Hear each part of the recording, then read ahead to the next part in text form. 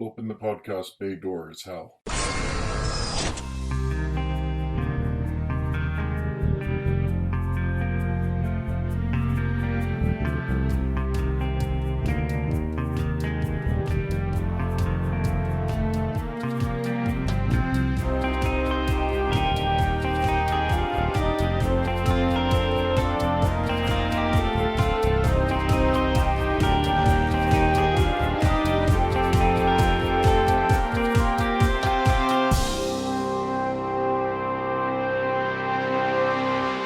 Hello everyone and welcome to episode 132 of Welcome to Geektown.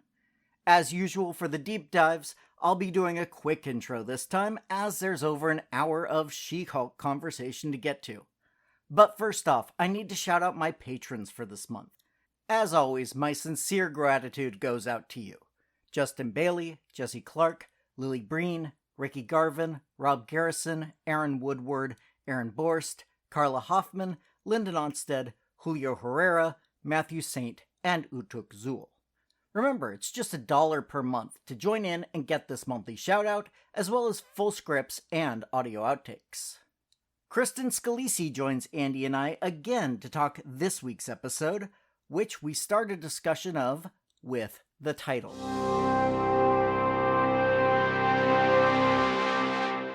Which this week is titled Just Jen. Just Jen. Or as my friend Aaron, who is also the person who wrote the theme song for the show, we were talking about this episode online, and he referred to it as the, "Oh, you were expecting Daredevil? F you." They're making us wait. Yeah. They're dragging that tease out as long as they can. But I was totally fine with this episode because of everything we did get. So Yeah. I have no problems. Like Dan Slott said online, the show is called She-Hulk. Was She-Hulk in it? Then I'm happy. It's a good point. Good call. And again, to invoke Renee Elise Gouldsberry, another song from Hamilton. Wait for it. Well, I'm willing to wait for it. You know, we used to have to wait because television seasons were 22 to 26 episodes long. We are spoiled now. Indeed. Oh, We used to definitely. wait. Waiting used to be normal. So, speaking of She-Hulk and Jen, we start the episode right at the beginning with her opening the world's most obnoxious bridesmaid invite. I knew there was going to be glitter. Oh man, the glitter and the confetti everywhere. So aggressive. Yeah. To me, that is one of the worst offenses in any sort of letter or package. It's bad enough being asked to be a bridesmaid. Just the fact that then they assault you with glitter just makes it 10 times worse. I don't like weddings. Not a big fan of weddings? Full Okay. disclosure, don't like weddings. Fair enough. I've only participated in 3, once as an officiant, once as a best man, and once as a groom.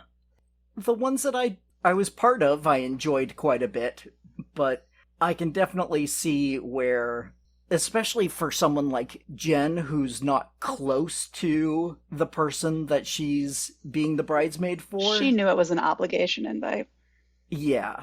But when she said weddings always happen at an inconvenient time or they're always inconvenient, I died. I loved that.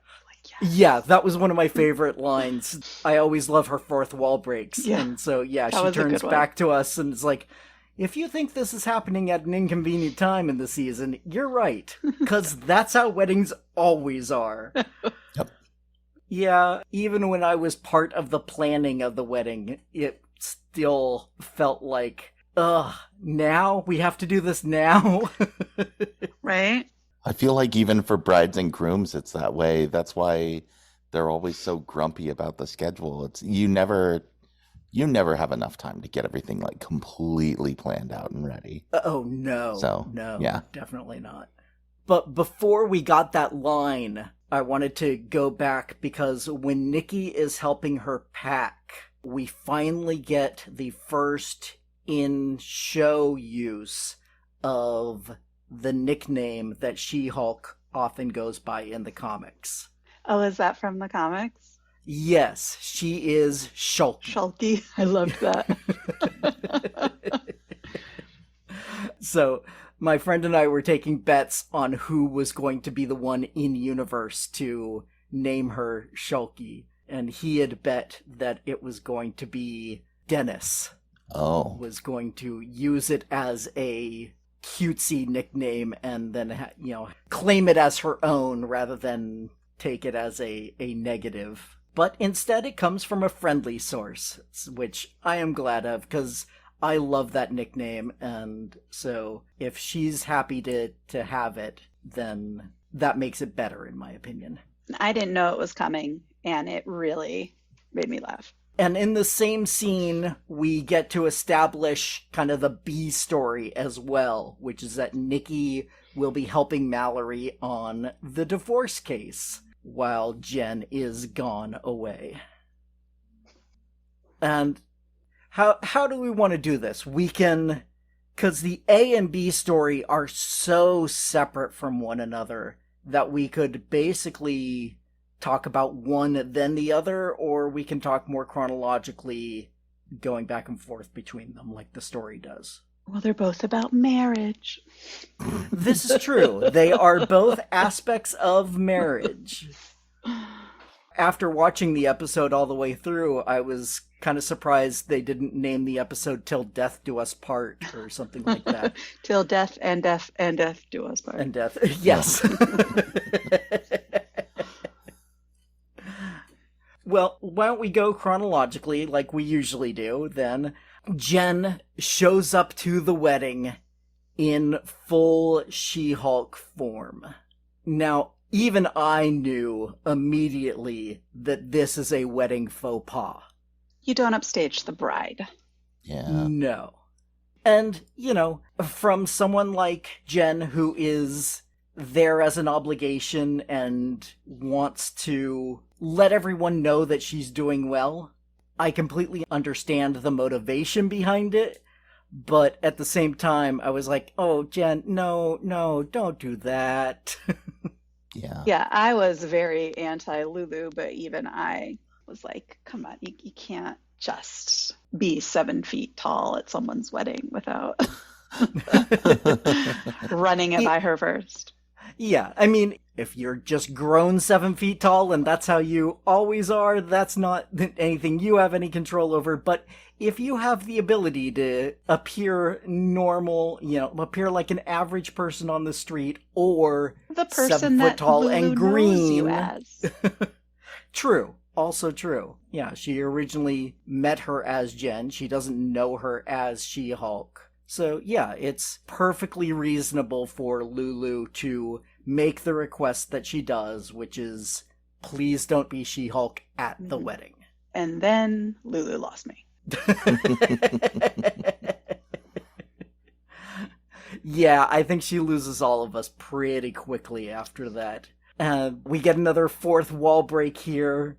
Jen being like, well, yeah, obviously this is the one time I didn't want to show up as just Jen. And then we get the title card.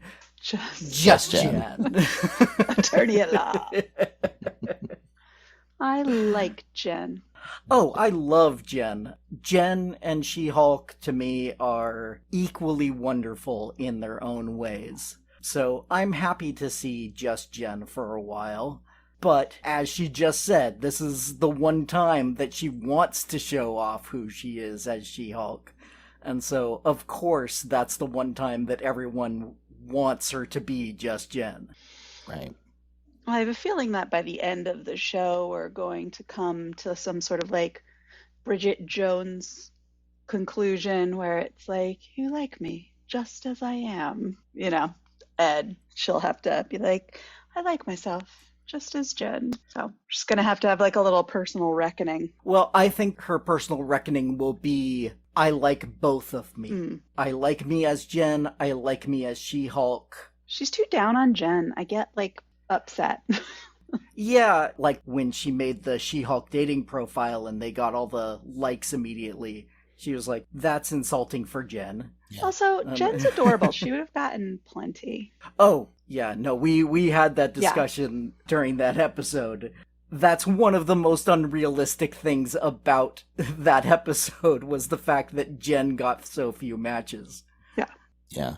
But it's hard, and I think that's also the message of the show is it is hard being Jen.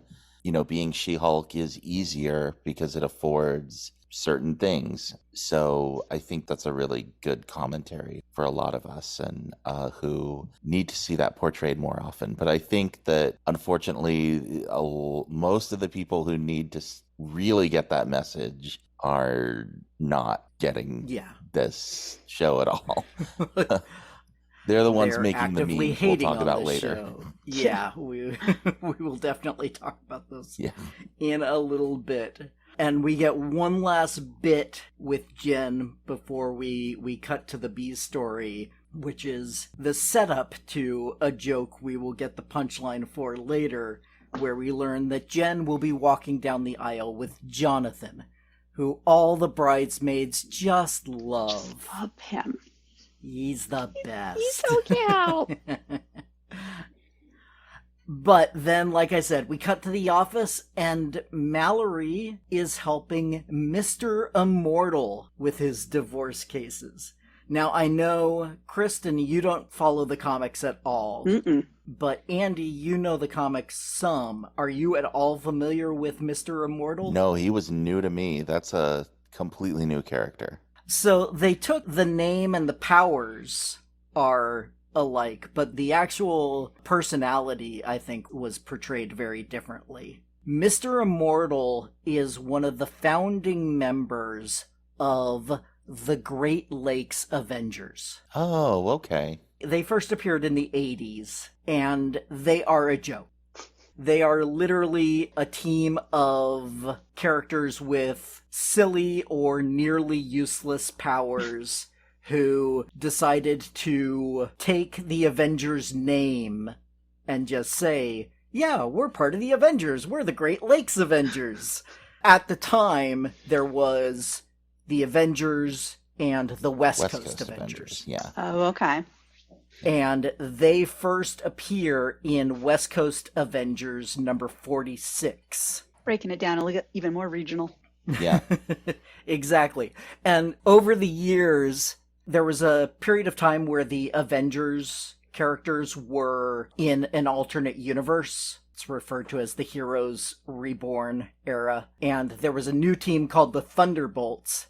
And when the Thunderbolts were famous, the Great Lake Avengers changed their names to the Lightning Rods. And then later in the 90s, they took the name of the Great Lakes X-Men.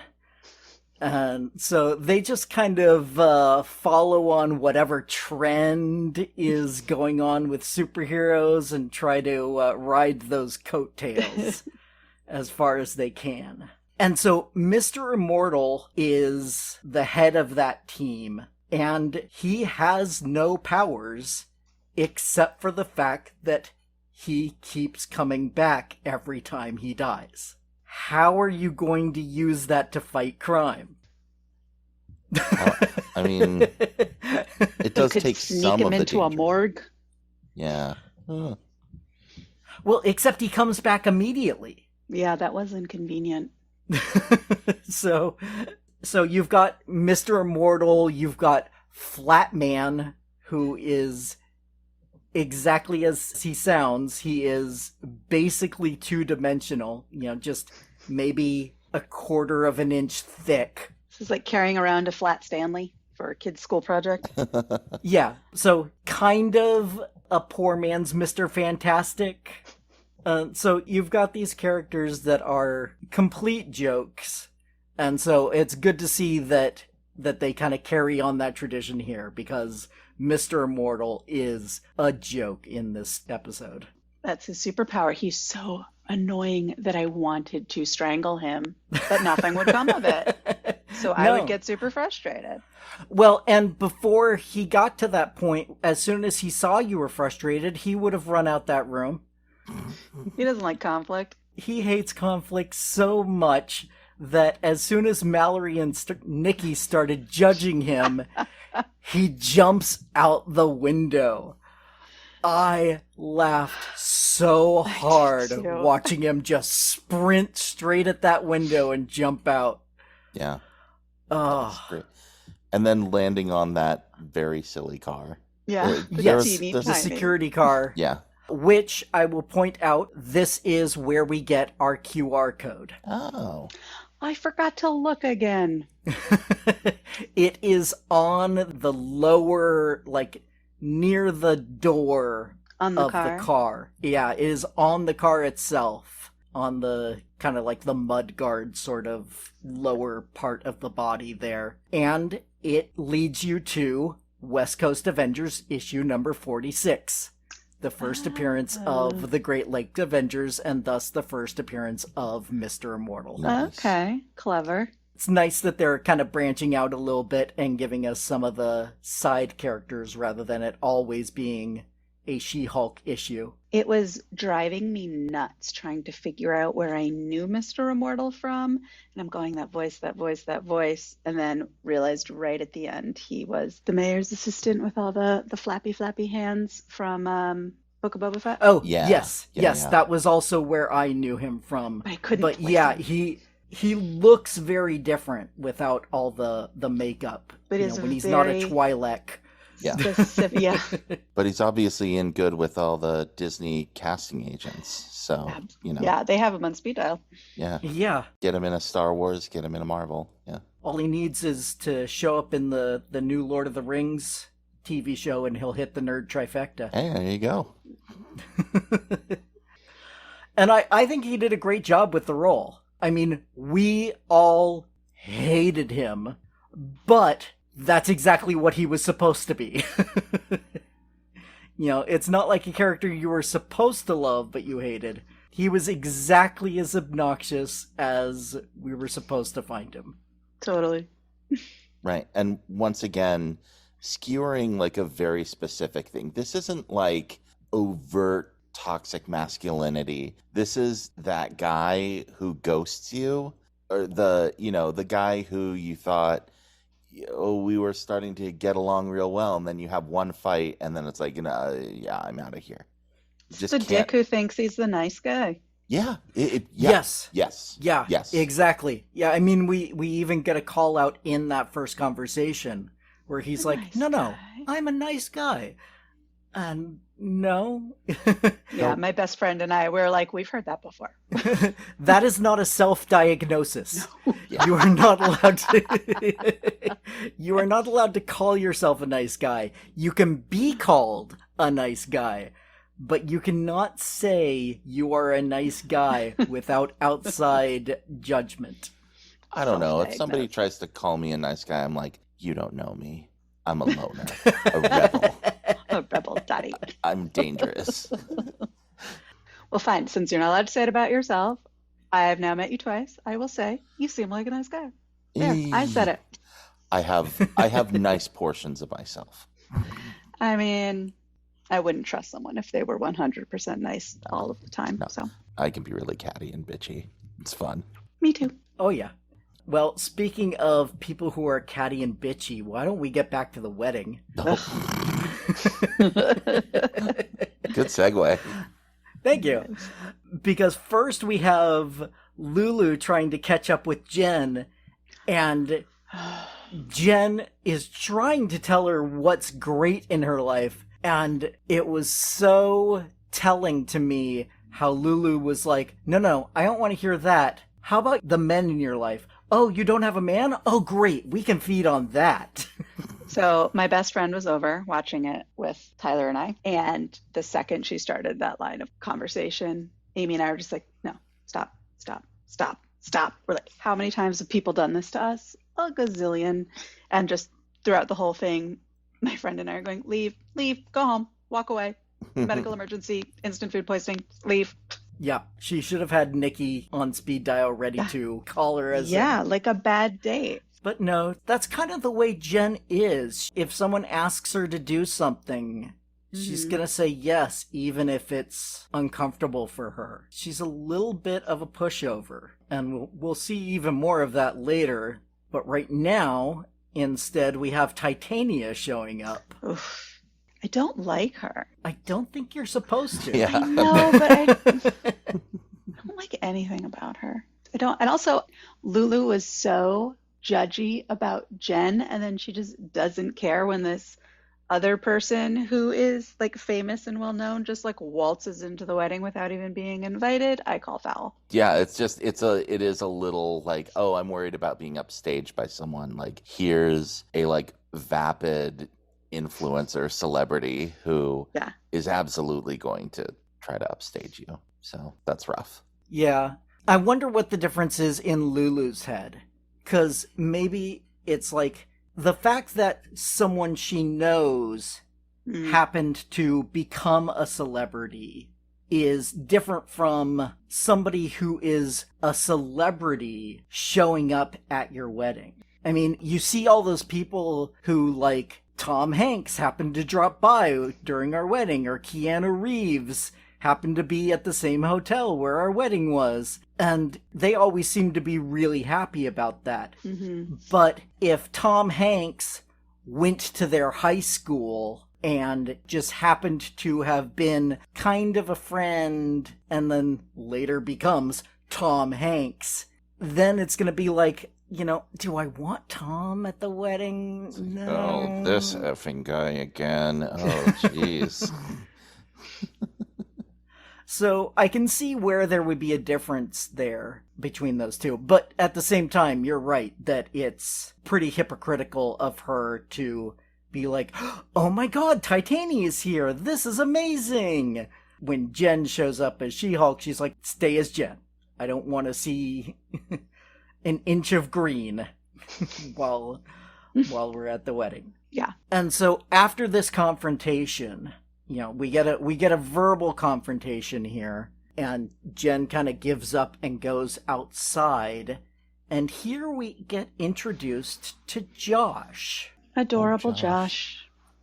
Please don't be a bad guy, Josh. I know. You're totally a bad guy, but Adorable Josh, who I don't trust. yeah. Exactly. Okay, I'm glad that it wasn't just me. We're all on the same page. He was great. He was adorkable. Adorkable, he was. With his awkward but adorable pickup lines. But he just seems too good to be true. And I don't trust him for an instant. It reminds me, we didn't get like a really great look at the members of the Wrecking Crew, especially ones who had like helmets on or full ski masks. masks. Yeah. So that's where my mind went. But I've been prone to crazy conspiracy theories on this podcast, so you shouldn't listen to me because my track record's very bad. But yeah, that's what I want. I would totally believe that Josh is a member of the Wrecking Crew. I would not have any problem believing that that's how this ends up working out. I think he's going to end up being either part of the Wrecking Crew or involved with the intelligentsia somehow. Yeah. See, I was trying to be a little more positive because he's adorable. And I'm hoping that he is kind of doing something nefarious now, but maybe he's being used by someone, or he really doesn't completely understand, and then he'll figure it out later and help her. Oh, that would be nice. Like he'll go against whoever is trying to control him or use him for these purposes. That's my hope, because adorable. I like that. Yeah. Yeah, I'd prefer that over like he's one of the Wrecking Crew guys, or he's just some random AIM employee or something, you know. In addition to just liking that idea because I like Josh, I also think it makes for a more complex and more interesting story anyways. Agreed. To just have him turn around and be a bad guy is like, okay, well, we all saw that coming. But to add on a twist of, but I want to be good, is at least, you know, a little bit of a complication there to add something to it. But I guess we'll see. So they have their first little meet cute, but unfortunately they get wrangled into chores by Lulu. Oh, jeez. Half the staff is quitting because of how I'm treating them. Ugh. Oh, man. I've been fortunate in that the weddings that I've been a part of, none of the brides got out of control like that. I've heard horror stories, but I have not witnessed any myself. Have you guys been on the bad end of any bridezillas? No bridezillas. No, maybe like one wedding where there was like family drama happening, but Yeah. not the fault of the bride. I mean, my sister made me wear a really ugly dress, but I Yeah. think all bridesmaids' but dresses are pretty ugly.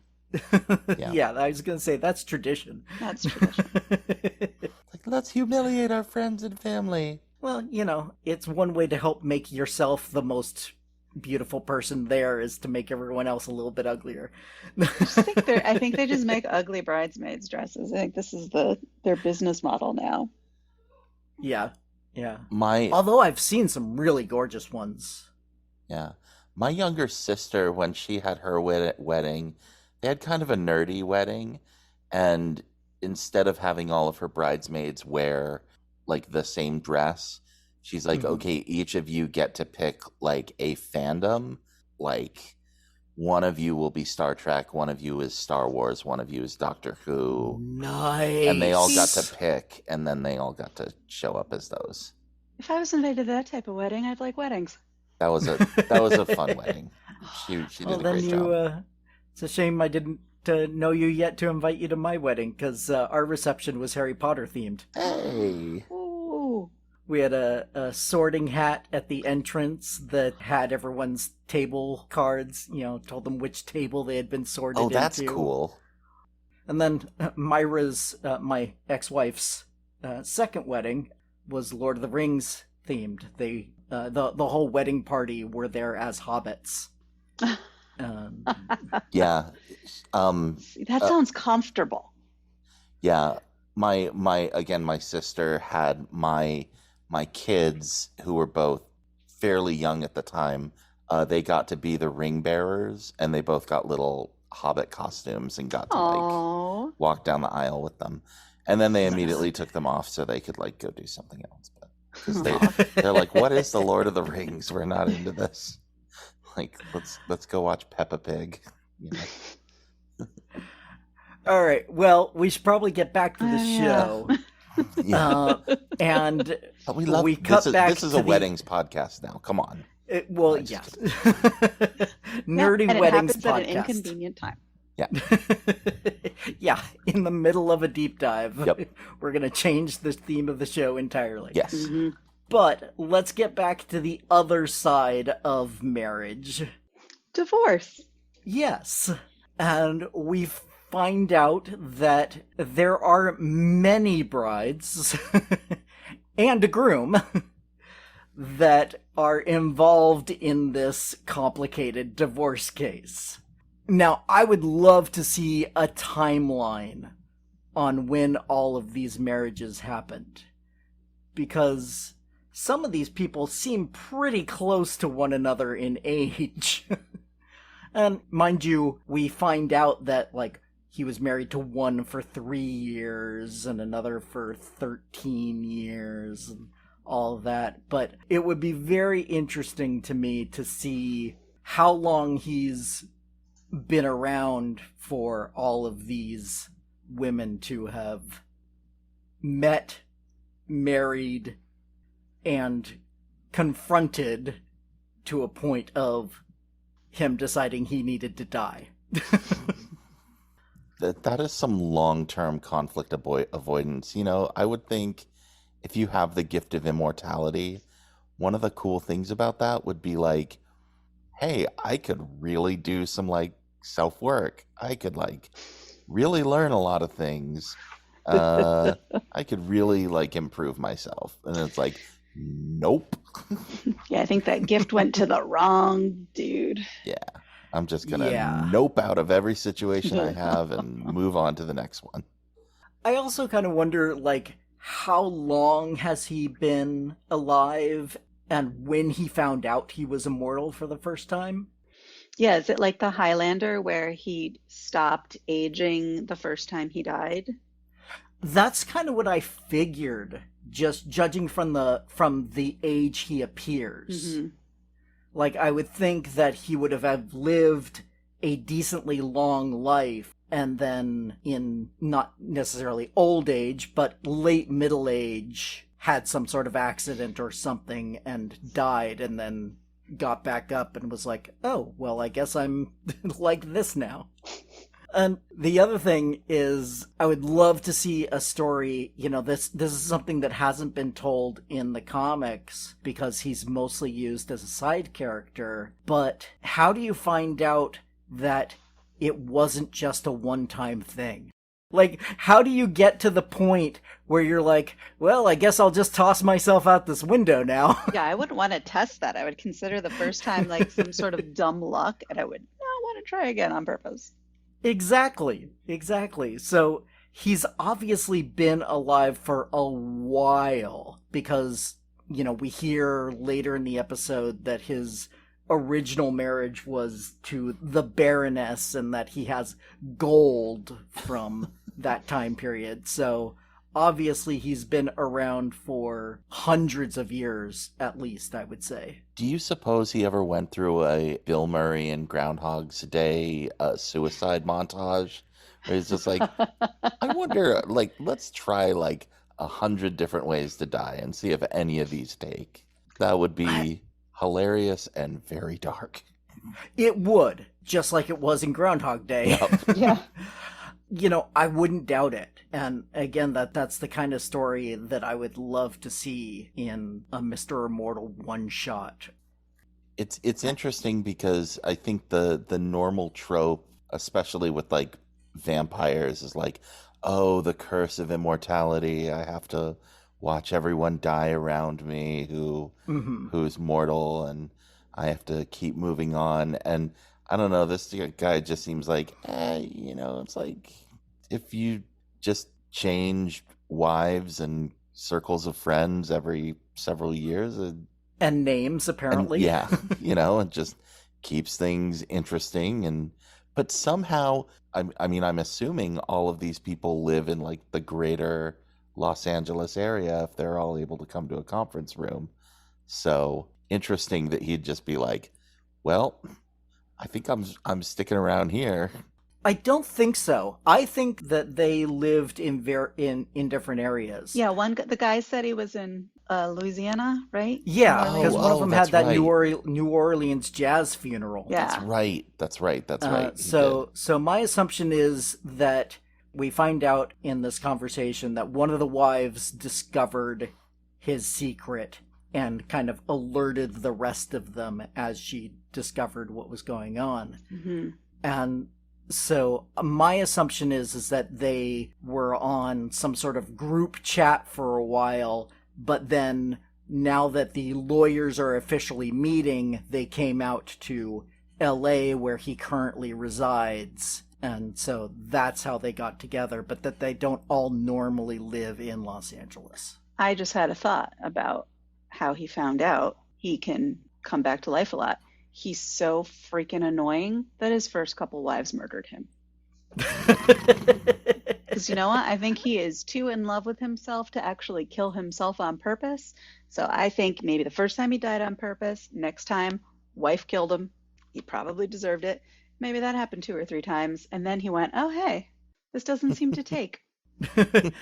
Well, and we know that he inherited from his first wife, so I can totally picture her killing him standing up from it again, and her dying of shock.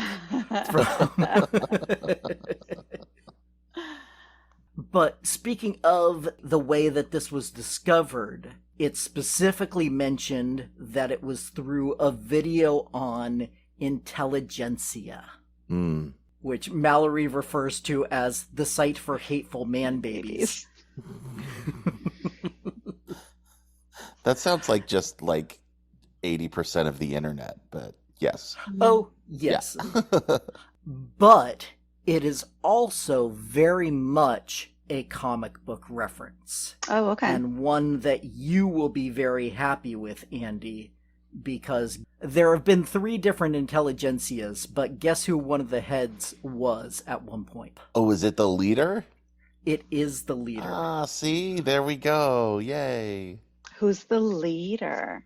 The leader is a character we saw briefly in the Incredible Hulk movie, the Okay. Edward Norton one. In the movie, he was known as Samuel Stearns or Mr. Blue. Oh, okay. And in the last scene we see him in, he got some of Bruce's blood dripped onto his head. Yeah. And his head started kind of bulging out and transforming.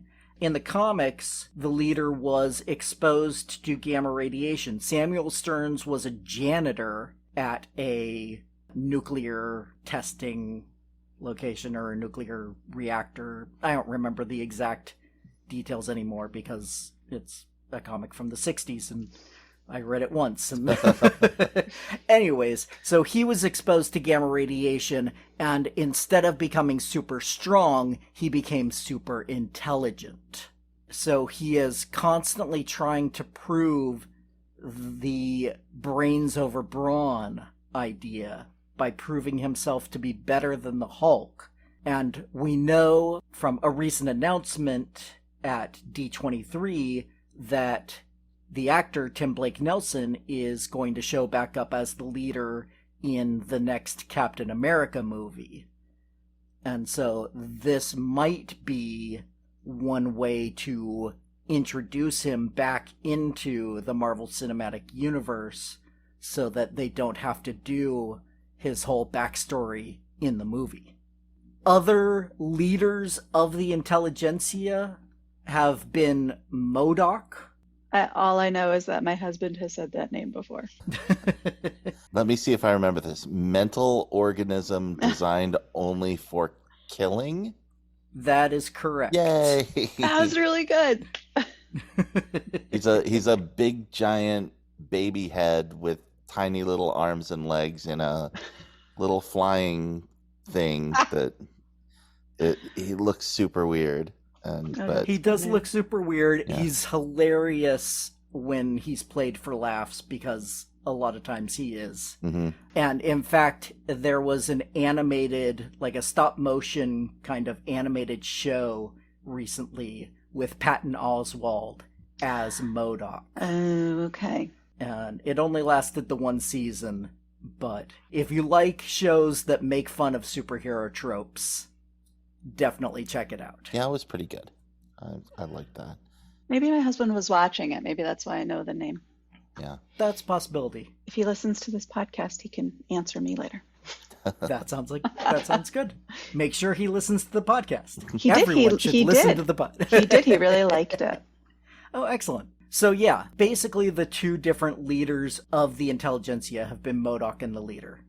And I think the leader is the more likely one to show up in this show. Yeah, makes a lot of sense. And I didn't know that about the intelligentsia, though. That's cool. I'm like, is it J. Jonah Jameson has like a side blog or something? Or I don't know.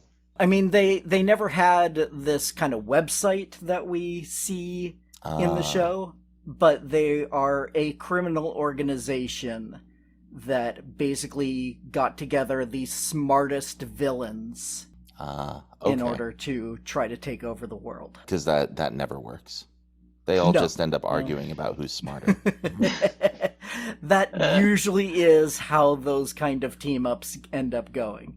Yeah. That's the problem when you think yourself the smartest person in the world, is if anyone shows up who is smarter in any way, shape, or form, you immediately start arguing about which one's the best.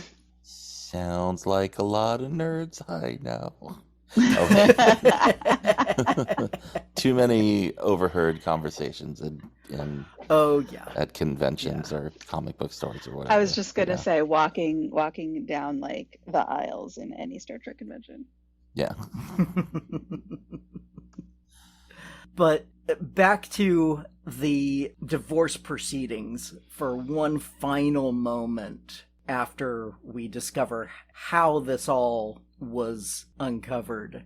Mallory, Nikki, and Mr. Immortal turn around and do a quick confer session. One of my favorite little couplets here is Mallory says, "I'll get you the best possible deal I can, but you're going to have to pay." And then Mr. Immortal looks at her and says, "Why are you smiling?"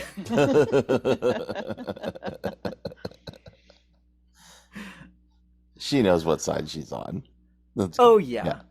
Yeah. Also, Nikki is the best. My best friend wanted me to say officially on the podcast, Nikki is the best. Oh, she is awesome in this episode. I mean, she's been great all the way up.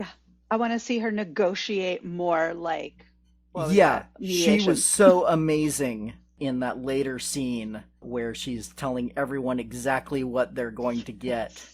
15 minutes just of sustained eye contact. Picking out exactly what will make each of them happy and feel like they've gotten justice. While also making him unhappy. Yes. But before we get to that scene, first we have all of them arguing with each other. All of the ex-wives are like, "Well, I was with him for this long. Well, I had a kid with him." Well, and I really enjoyed that part of it when they're arguing amongst themselves and Craig starts to try to stand up and run away. Mallory's like, "No, staying here." Mm-hmm. You're not going to go jump out a window again. It's so good, though, because I think this hits on an issue that comes up a lot in, like, sort of social justice spaces and things like that, where you're talking about, like, the difference between equality and equity and what that means. And it's like, okay, equality is each just of you split it gets, 8 ways. Yeah, split it 8 ways. Everybody gets the same thing. Nikki understands that actually everyone needs something different, and some people need more and some people need less, and some people don't need money, they need some other form of validation, et cetera, et cetera. And that's what equity in practice is getting people what they truly need for, like, a sense of restorative justice. And that's what this was all about. And I thought that was a really great way to show that without, like, saying this is a social justice message about equity or something. Yeah, that's a really good point. Yeah, also because probably the thing that they most all want would be to, like, kill him. It's the one thing they can't have. Damn it. Well, I mean, you could have that visceral thrill from seeing him die. Yeah, from stabbing him or choking him or whatever, but the fact that he's just immediately going to stand up again and walk away. It's not satisfying. Yeah, that is going to take a lot of the satisfaction away.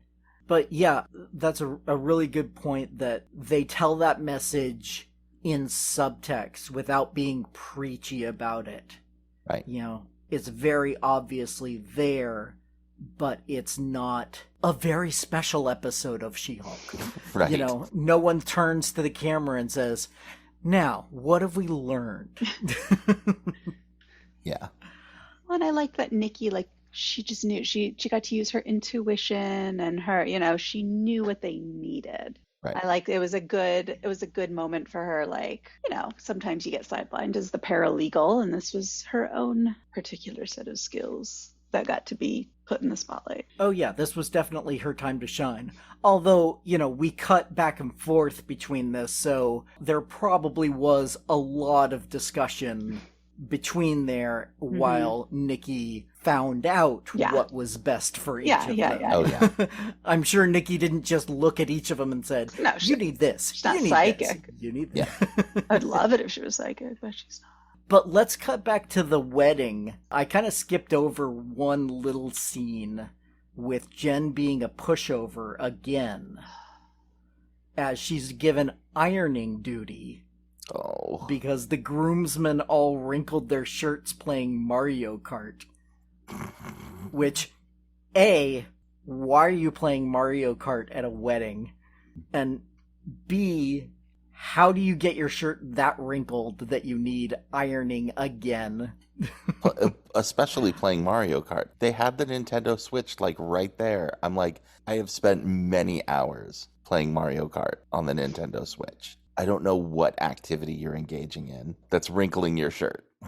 Yeah, if they had said Wii Tennis or something like that, where you're like up, or, you know, Dance Dance Revolution, or, you know, I'm definitely showing my age with my references to video games here, but if you had said one of those video games, then sure, they got their shirts wrinkled or sweaty or, you know, whatever, but yeah, not Mario Kart. I think, though, in the big book of comedy, if you sat in a writer's room and someone came in and, like, they got their shirts wrinkled playing Wii Tennis, and someone's like, what about Mario Kart?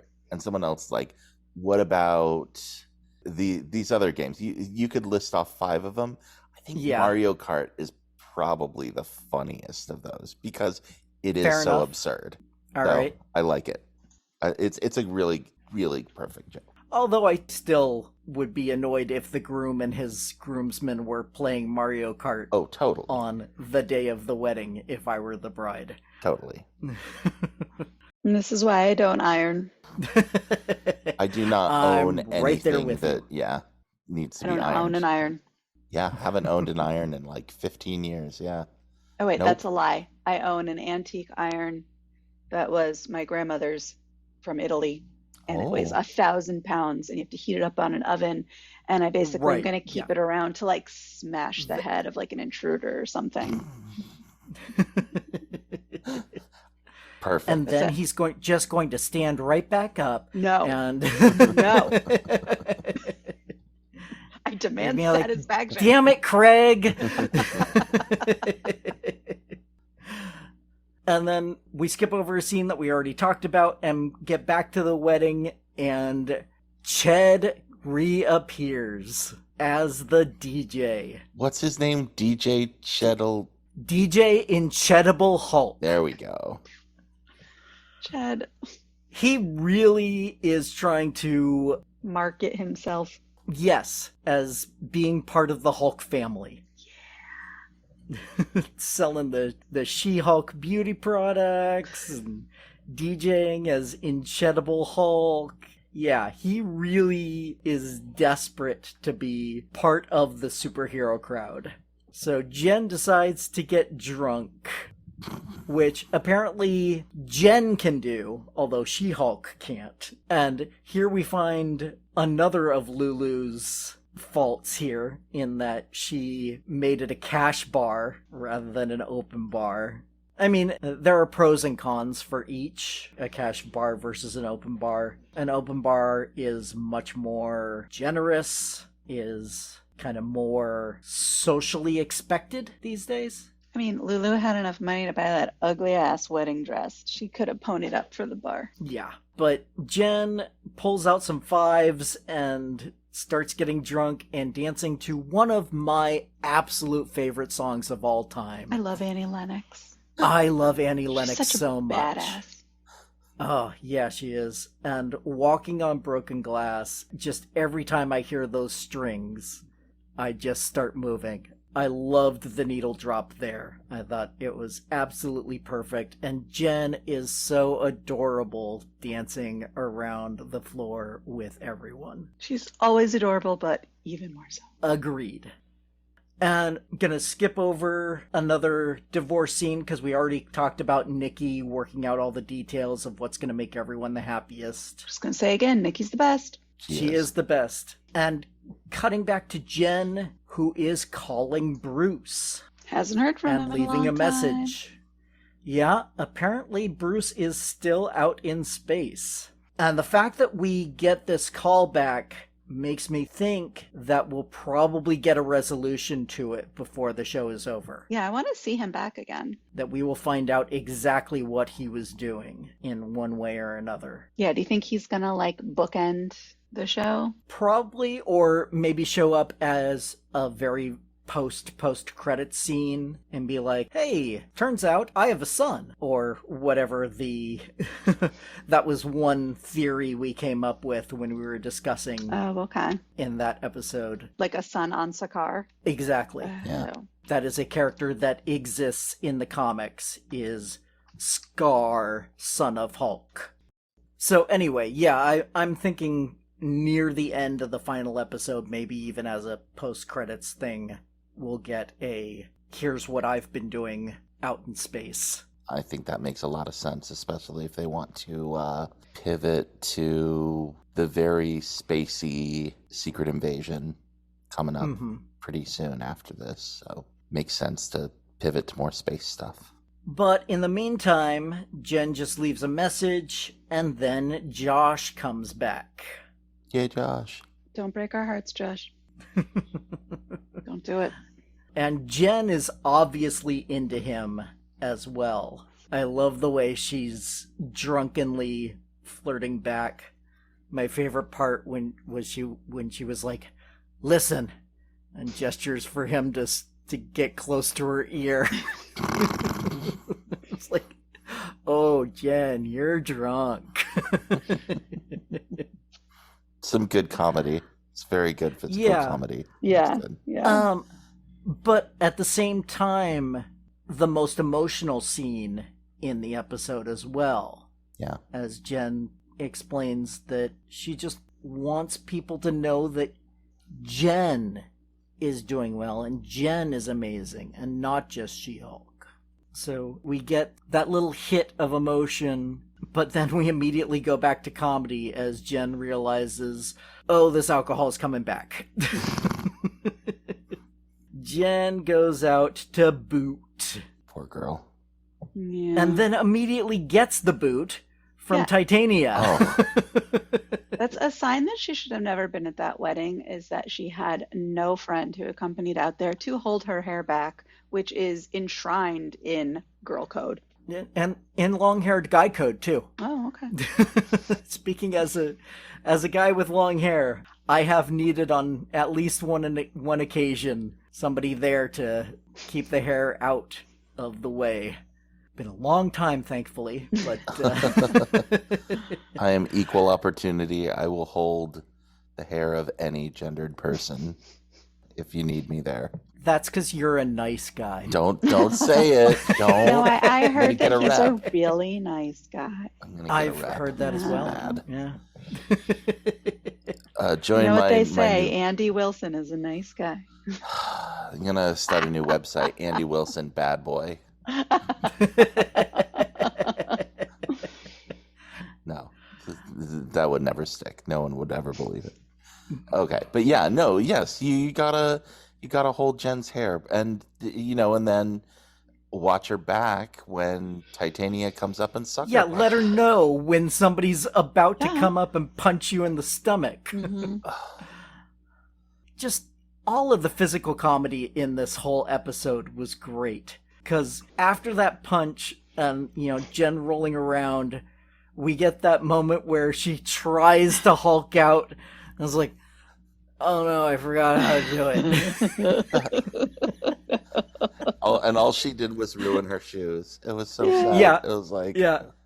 oh no, the shoes. And then she's like, oh, I forgot it. And I'm like, okay, I think that is my favorite joke of the episode. There have been a lot of good jokes here, but that was really, really good. And then it takes her a second attempt, but she does Hulk out. And like the courtroom fight, it does not last long, and it easily goes Jen's way. And I really liked that it's not like she hit Mary really that hard. The worst damage was the final, self-inflicted slip and fall. Yeah. Yeah. So, Yeah, no, I mean, that was a pretty good punch to the face, though. Mhm. We did get that slow-mo shot of Titania's reaction to being hit in the face, and that looked like it was a pretty solid punch. mhm. But yeah, Titania took herself out by slipping on the ice and breaking her veneers, causing her to run away. All to the background of the electric slide. Yes. Also a great drop here. This is Yes. Yeah. Yeah, I thought I was at like a seventh grade dance or a bar mitzvah. seriously, yeah, And I serious like how laughter. she took the cake with her as she left. Weddings suck. I'm taking this cake. And that she was so mean. She's like, "What? You gonna show this to your 2 followers on Instagram?" Or like, "Oh, you nasty, Titania." Like, Yeah, Titania is not a good person. Although I'm betting partially because of the comics, partially because she's played by Jamila Jamil, who is so good at being a horrible, nice person. mhm. I'm still betting that they will be more friends than enemies by the end of the show. It's like even though she's terrible, she's so compelling. There's something inherently like charismatic about her. Like I get why people like her, even though like, oh, I think she's like shallow. But Yeah. See, I don't get why people like her. To me, she's like a Kardashian. I like Kardashians. I don't like she's Kardashians. She's a Kardashian, and I'm just like, why? she was mad that the Why? wedding didn't have enough Kanar for her to drink. That was her big. That's a Star Trek joke for like 2% of you. Yeah. Well, Quark should have hated. for 100% of the people in this call, because DS9 is my favorite iteration of Trek. So, yeah, I can see both sides. I can totally understand someone like you, Kristen, who looks at her and is just like, I hate her. She's so vapid. She's so shallow. I don't want to see her anymore. But I can also completely understand somebody following her on Instagram and watching every single video she makes. Yeah. Because while she is vapid and shallow, she is compelling. Mm-hmm. There is something about her that just makes you want to watch what she does next. At least for me, and obviously for Andy as well. Yeah. I mean, I wonder if we'll ever get there, the sort of question of like, was Mary kind of a bad person before she got famous and before she got superpowers? Or did she become a bad person because when you get that power and you get that influence, it goes to your head? Who's Mary? And Mary is Titania's real name. yeah. Oh, okay, thank you. Yeah, sorry. Should unpack okay. that. Titania's real name, for those who missed it either in the show or in the comics, her real name is Mary McPherson. Okay. So again, if this show is about Jen embracing She-Hulk and being a sort of whole person, is Mary kind of this broken person who has all this power thrust on her? And going back to the opening dialogue in the very, very first episode, when Jen's like, what is our responsibility when we have power? What do we do? And, you know, most people, they get money, they get fame, they get power, and they're just going to use it to be self-indulgent or whatever. So is there some, you know, let's do it. Let's do Titania redemption arc.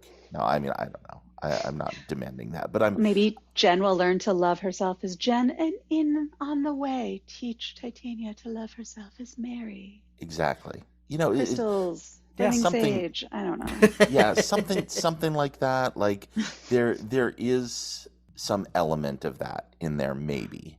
Well, Yeah. and I think Mary or Titania can teach She-Hulk how to appreciate fame. So that they can learn from each other. They're kind of each at the extremes of how they feel about their fame and power. And so they can bring each other closer to a healthy middle. Yeah, maybe we'll see. Yeah, we'll see. Yeah, We've still Titania, got- the one thing she can do is market it. Oh, yeah. Yeah.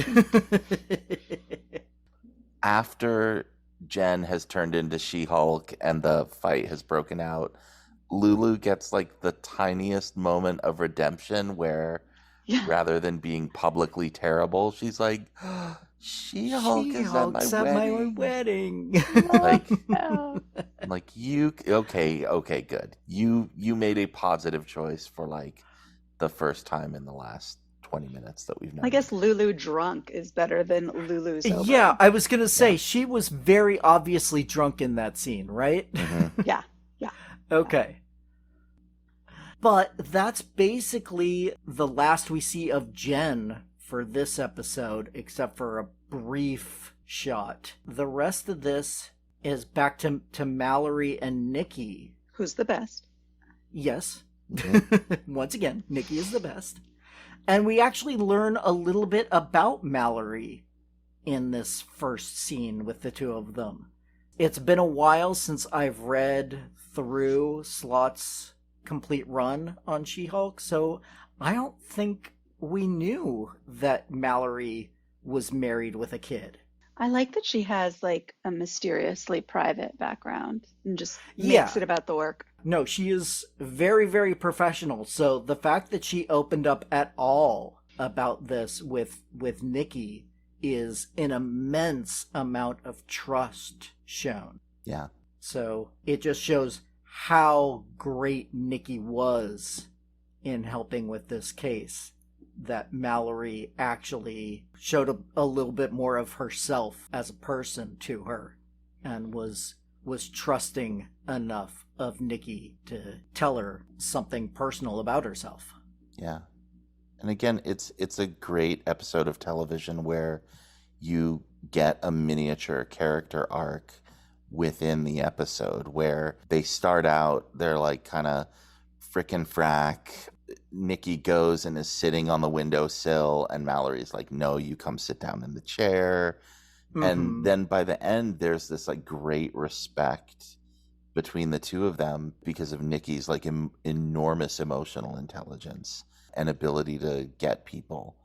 And that's great. That's great writing. That's great work for episodic television. And so many people complaining on the internet about this show and pretending that like the people who are writing this don't know what they're doing. They're actually like, these are very well crafted. Well, the people complaining are on Intelligentsia. They're on Intelligentsia. Yes, They I can was go about to to say, the that show. is a It's very perfect meta. segue to the Intelligentsia article about She-Hulk that they then click on as they're talking, Mm-hmm. but find out you need an account to get in. So you have See to the pose rest. as a hateful man, baby. Yes. The username that they chose was She-Hulk Sucks with an X 000. I was surprised it wasn't 420 at the end. I'm surprised it wasn't taken. Yeah, Yeah. fair enough. Well, probably all the people who used She-Hulk Sucks started with 001 and went up from there. Nobody thought to use 000. Nikki did because she's the best. Because she's Right, the exactly. best. Yeah. Have we mentioned yet that Nikki is the She's best? the best. Her like the about me section though. Yes. Oh, okay. Do you have that? Do you want to? No, go for it. No, I don't, because I don't have it. But it was so funny. And she's like, "This is what real people have said to me recently." It's like it. Oh, wow, it's true. Yeah, and the interests included cryptocurrency, and they mentioned crypto in the bio. My friend just today, who is on a dating site, had a guy message her on the dating site to try to get her to invest in cryptocurrency. Boy. What is with these crypto bros? Because it's a thing. Yeah. Oh no, it's totally a thing, and they are obnoxious and yeah. Matched with her on a dating site so he could try to sell her crypto. Not joking. Today. Yeah. I mean, for some of them, it's like a religious zealotry. It's like an And they're just- MLM. Yeah, They're trying to that's convert. Yeah, and then for others, they want to pump and dump. Mm-hmm. They're in a currency that has lost value, and they're like, hey, if more people buy in, it will get back up to where I can get out and not lose money. Or they can sell it directly to these people. Yeah, Yeah. to try and scam them. Yeah. But let's talk a little bit more about Intelligentsia, the website, because it is apparently filled with anti-She-Hulk memes and posts and death threats. My Twitter follow list happens to include a larger percentage than normal of trans men and women. And the parallels between this and Kiwi Farms struck me as particularly apt.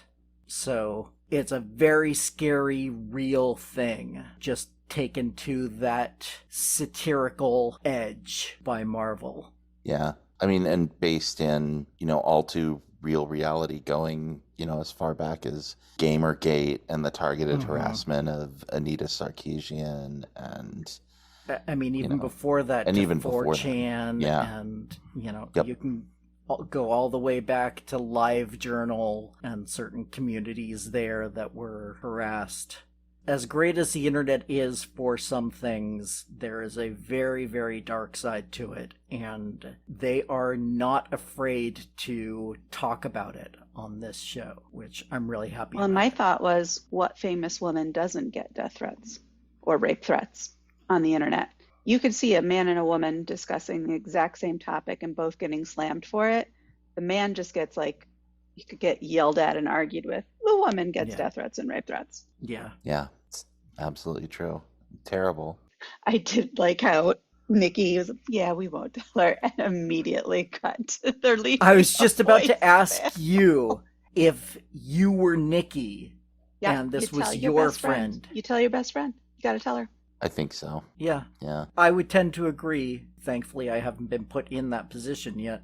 So, of course, Nikki does call Jen right away and leaves a message telling her It killed me that it was a all voicemail, these things. not actually on the phone. Well, if you don't reach her, but you want her to know as soon as possible, I guess that's the best way. Yeah. But Jen is busy sharing a plate of fries with Josh. Oh, Josh. That's good. And like I said, that brief shot of them together is the only other moment we get from them. And then it pulls out into a computer screen. I don't want Josh to be involved, but I feel like he is. Yeah, I think this is more evidence that Josh is somehow involved with this. Don't do it, Josh. Yeah. Because when the computer screen pans out, we see Jen's pulse rate and other vital statistics. And how are you going to be able to get that without being right up close with that person? They need a person in her presence. Yeah. Yeah. Yeah. And, you have to wonder where the camera is, because that's another part of the computer screen is Jen and Josh sharing that plate of fries. They have a live feed of what is happening with She-Hulk at this moment. Maybe they bribed the wedding photographer. Or maybe they blackmailed Josh. Oh, I like him. Yeah. Yeah. But yeah, Jen is being very actively watched right now. And then we get a message on the screen from Hulk King asking if the next phase of the plan is ready to go. And finally, we see a scientist carrying the bent hypodermic needle from the Wrecking Crew fight, and a new, larger, most likely tougher needle, maybe made out of adamantium? Mm. Put into a biohazard container. Bad things are going to go down. Yeah, I'm thinking this effort to get Jen's blood is probably going to be successful. That certainly seems like what they're teasing, what they're building up to. Yeah. They're saying, remember, these are the stakes. Bruce said you have to be careful about this stuff. And yeah, in the previously on for this episode, they reminded us how valuable her blood could be to someone in the wrong hands. Yeah. So, yeah, that's where I think this is heading. Although I have no idea what they're going to do with it. Make more Hulks. I mean, if it is Samuel Stern, the leader, maybe he got dosed, and that did something to him, and he wants to keep dosing himself. Do something else. Yeah. Or maybe he is injured or disfigured in some way that he thinks her blood will heal. Yep. He's got that giant green cranium. Yeah. Since you're not familiar with the leader, Kristin, the leader has had 2 different looks over the years. When he first appeared, he had a giant head. He had like a 12 head. He didn't have a 4 head, not even a 5 head. He had a head that went a full foot above where his forehead was, but it went just straight up to a flat top. And then later he lost his powers and then regained them in a second purposeful experiment rather than an accident. But when he got his powers back this time, he got what is affectionately referred to as the Jiffy Pop head. Because he has basically like a giant puffed out brain. Oh, no, I want popcorn. And that just looks like multiple Jiffy Pop packages painted green taped to his head. Kids today, do they still do Jiffy Pop? I think everyone does microwave popcorn these days. Or they've gotten their own air popper. Jiffy Pop was just so interactive, though. Oh, yeah, it was so much fun to shake it on the stove and wait for that first... And then, it's starting! It's starting! Although I was excited to get microwave popcorn. Yeah. Who wouldn't be? But I didn't realize that I would miss Jiffy Pop. It's the simple things. But I digress. Well, I think at this point we can digress as much as we want to because we've reached the end of the episode. I liked this episode. There was no post-credits tease or button or anything like that. I know, this is 2 weeks in a row, right? With no post-credit scene. I was not happy. Yeah, I was kind of surprised. I thought after the first 3 episodes where we had a post-credit scene, I figured at that point that we would have one in every episode. Yeah, keep it going. Yeah. But no, apparently the kind of cliffhanger of who's watching Jen is our ending here. Although there were a couple of slides in the closing credits. You know, every closing credits has some images that keep reappearing in every episode, and then some that are specific to that episode. And my favorite from this episode was... Okay, you like the veneers, Kristin. I can see that from your gesturing. You liked Titania at the dentist. I missed it the first time, and my husband had to point it out to me, and then I went back and looked at it. That was hysterical. But my favorite was Mr. Immortal trying to give the apology with Nikki holding up the stopwatch. And you could see the sweat beads on Craig just rolling down. He's just like, okay, I can do this. And the ex-wife is like, eye contact? Eye contact. Come on, 20 you seconds can do this. Is that the best you can do on the eye contact? Okay, well, that's going to be 20 seconds instead of 15. Loved it. Yeah, just Nikki knew right where to twist that knife. Yes. Have we mentioned that Nikki is the best? Nikki's the best, guys. I don't know if you've heard. If there's anything we've learned in this episode, it's that Nikki is the best and Andy Wilson is a nice guy.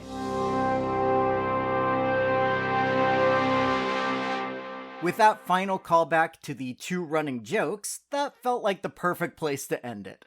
Once again, I'd like to thank my guests, Kristin Scalisi and Andy Wilson.